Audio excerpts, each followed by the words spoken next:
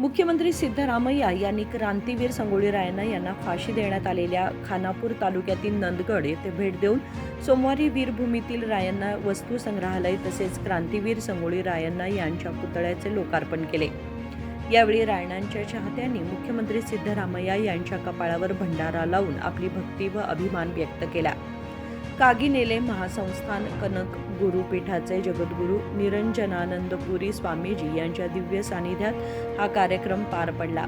या कार्यक्रमास मंत्री सतीश जारकिहोळी, लक्ष्मी हेब्बाळकर, शिवराज तंगडगी, भैरती सुरेश, गॅरंटी अंमलबजावणी समितीचे अध्यक्ष व माजी मंत्री एच.एम. रेवण्णा यांच्यासह जिल्ह्यातील सर्व आमदार, विधान परिषद सदस्य, स्थानिक नेते आणि रायण्णांचे असंख्य चाहते मोठ्या संख्येने उपस्थित होते। विनोद पोलकार, KMM मराठी, बेळगाव।